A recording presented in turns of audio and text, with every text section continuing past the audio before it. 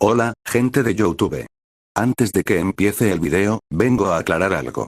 La historia que verán no es mía, sino de este usuario que estará apareciendo en pantalla ahora mismo. Además, cuento con su permiso para subir esta historia. Sin nada más que decir, que empiece la historia. Capítulo 6. El espejo que no refleja. Acto 1. Miyabi. A los 19 años, Miyabi Oshimi había aprendido que el poder no era una corona que se heredaba. Era una armadura que se construía cada mañana, capa por capa, mientras el mundo dormía. Estaba en el estudio de su padre, revisando los informes del Distrito Norte que Uise no había terminado, cuando escuchó la tos. Esta vez, no fue un sonido que se pudiera ocultar. Fue un golpe húmedo, profundo, que resonó contra las paredes de caoba como una sentencia. Padre, dijo, sin levantar la vista de los documentos, porque si levantaba la vista, vería, y si veía, no podría fingir. Estoy bien, dijo el padre Oshimi, y su voz era un hilo que se deshilachaba. No estás bien. Miyabi dejó los papeles. Se acercó a su escritorio, y por primera vez en años, vio a su padre no como político, no como líder, sino como hombre.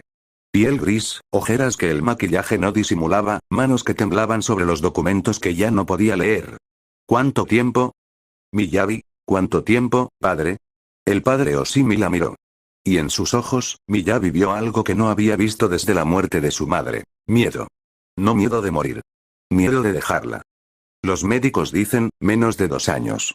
Quizás 1. Sonrió, y era una sonrisa que ella no reconocía, demasiado frágil para pertenecer a su rostro. Pero son solo médicos. Yo he sobrevivido a peores pronósticos. ¿Y Uise lo sabe? La pregunta salió antes de que pudiera detenerla. Vio que su padre fruncía el ceño, que algo cambiaba en su expresión. ¿Por qué preguntas por Uise? Porque él, Miyabi se detuvo. No sabía por qué preguntaba. Solo sabía que Uise había estado actuando diferente, que había silencios nuevos entre ellos, que a veces lo encontraba mirando el horizonte con una expresión que no podía leer. Porque él está aquí. Y debería saberlo. Uise sabe lo que necesita saber, dijo el padre, y su voz recuperó un filo que Miyabi reconoció. El de un hombre que ocultaba algo. Como todos nosotros. Miyabi no respondió. Pero esa noche, cuando Uise llegó a su habitación, ella lo observó con una intensidad nueva. Buscando signos de que él sabía algo que ella no. Buscando mentiras en sus ojos, en sus manos, en la forma en que la abrazaba. ¿Qué pasa? Dijo Uise, sintiendo su mirada. Nada, dijo ella, y la palabra sonó hueca, incluso para sus propios oídos. Solo que no quiero que te vayas. No me voy. Lo dices. Pero no lo siento. Uise la miró. Y en sus ojos, Miyabi vio algo que la asustó. Distancia. No la distancia física de los 12 años, cuando se fue al norte. Una distancia más profunda, más peligrosa. La de alguien que está presente pero no está completamente allí.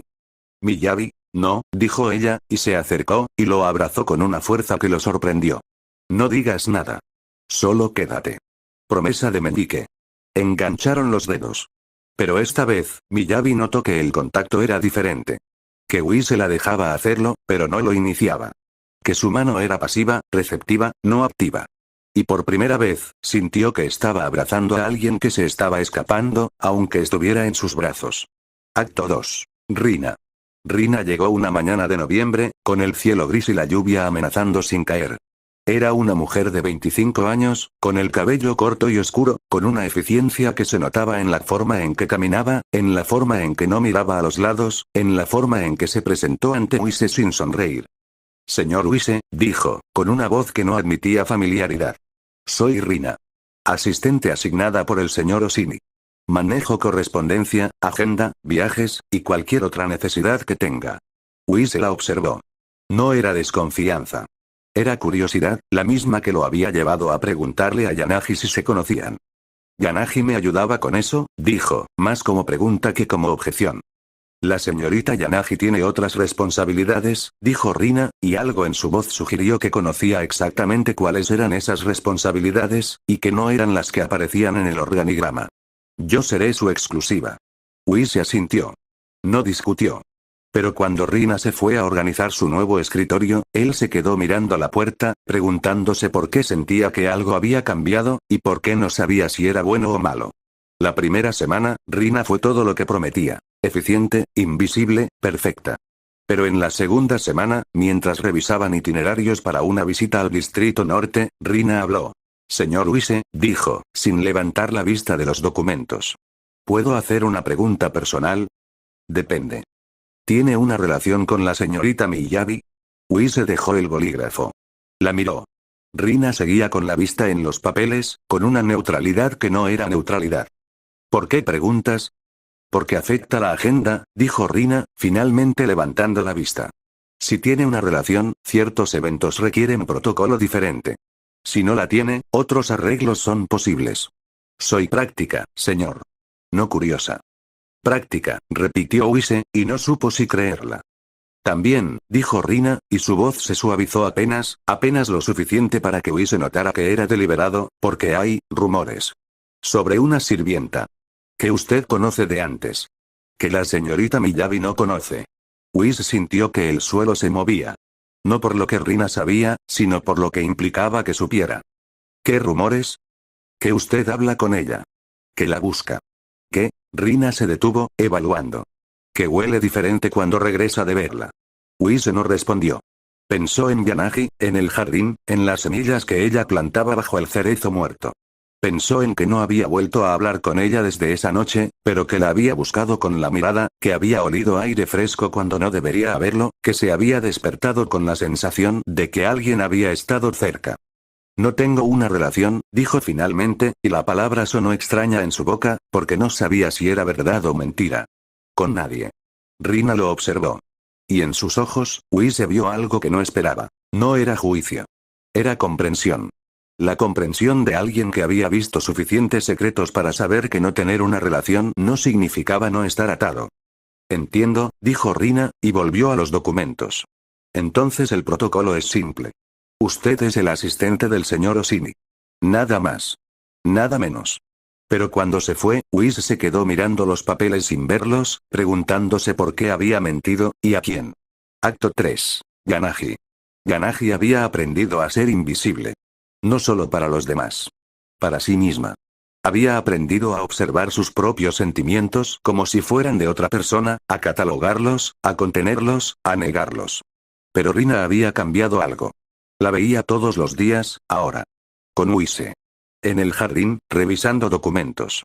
En el coche, discutiendo itinerarios. En el pasillo, con una proximidad que Yanagi no había tenido, que nadie había tenido, que Wise había rechazado cuando Miyabi se la ofreció. Y cada vez que los veía, sentía algo que no quería nombrar. No era celos, se decía. No era eso. Era preocupación. Era protección.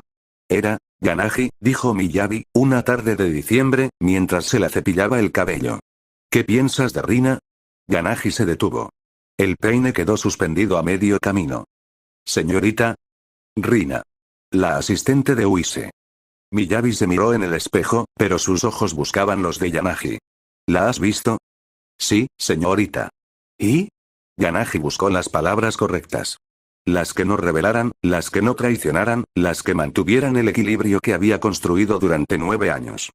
Es eficiente, dijo finalmente. Eso no es lo que pregunté. Miyabi se volvió. Y en sus ojos, Yanagi vio algo que la asustó. No era la heredera. Era la niña de 12 años, la que había llorado cuando Wise se fue, la que había aprendido a no llorar más, pero que nunca había dejado de sentir. ¿Crees que Wise? Miyabi no terminó la frase. No necesitaba.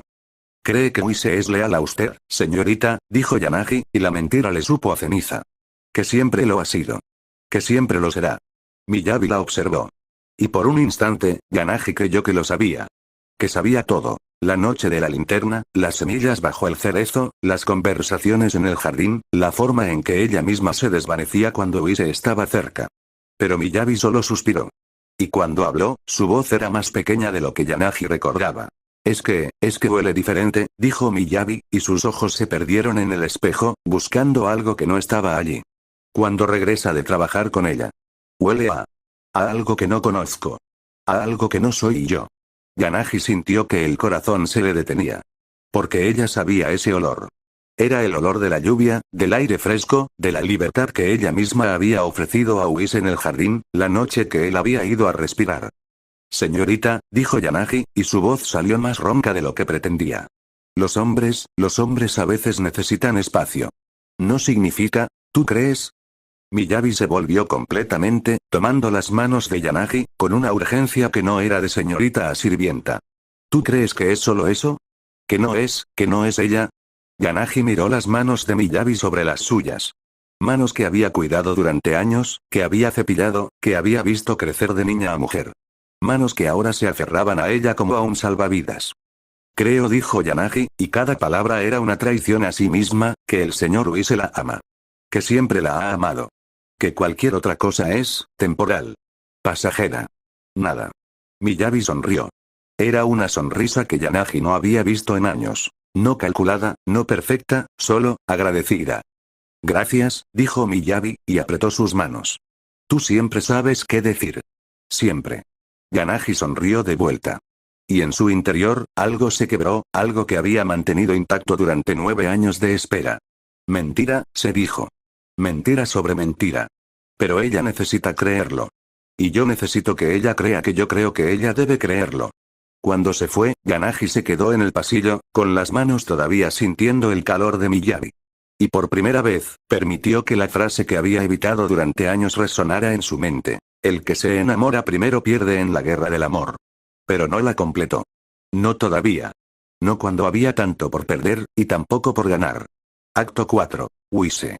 Era enero, cuando la lluvia caía con una insistencia que parecía personal, cuando Uise se encontró en el jardín sin saber cómo había llegado allí. Había salido de una reunión con Rina, con el olor a tinta de los documentos todavía en sus manos, con la sensación de que cada día que pasaba, la mansión se volvía más pequeña, más asfixiante, más ajena. Y allí estaba el cerezo. No estaba solo. Había una figura bajo él, con el cabello oscuro empapado, con las manos en el tronco, con la frente apoyada contra la corteza como si estuviera rezando. Yanagi, dijo, antes de poder detenerse. Ella se sobresaltó.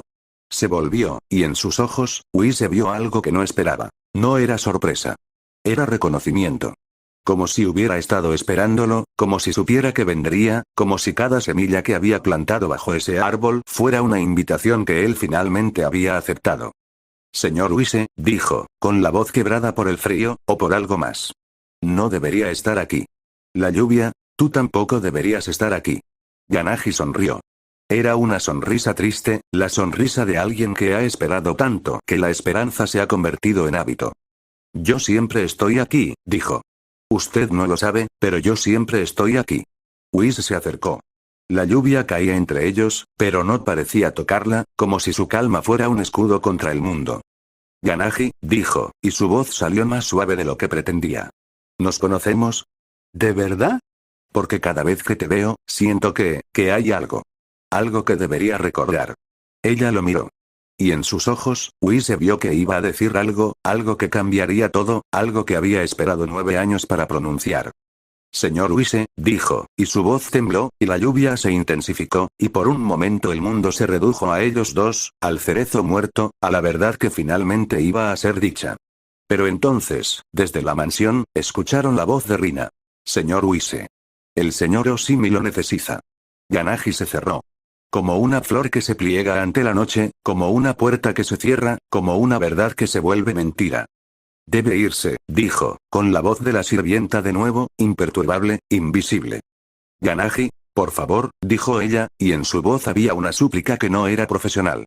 No diga nada. No pregunte más. No me haga esperar. Uise la miró. Y en sus ojos, vio algo que no supo nombrar. Era dolor, era amor, era resignación, era la paciencia de quien ha aprendido que algunas cosas no pueden ser forzadas. ¿Esperar qué? Dijo Uise. Pero Yanagi no respondió. Se volvió hacia el cerezo, con la frente contra la corteza, con las manos en el tronco, con la lluvia ocultando lo que podrían haber sido lágrimas. Vaya, dijo, y su voz era un susurro que la lluvia casi se llevó. Por favor, vaya. Uise se quedó un momento más. Luego se fue, con la lluvia empapándolo, con la sensación de que había estado a punto de algo que no podía nombrar, con la certeza de que Yanagi sabía algo que él necesitaba saber. Pero cuando llegó a la mansión, cuando Rina lo recibió con una toalla y una eficiencia que no admitía preguntas, cuando Miyabi lo abrazó con una fuerza que olía a miedo, Uise se quedó mirando el jardín a través de la ventana. Y allí, bajo el cerezo muerto, vio a Yanagi. Inmóvil. Esperando. Y por primera vez en años, sintió que el nombre que no recordaba, la promesa que no había cumplido, la vida que no había vivido, estaban conectados a esa figura solitaria bajo la lluvia. Acto 5. Miyabi.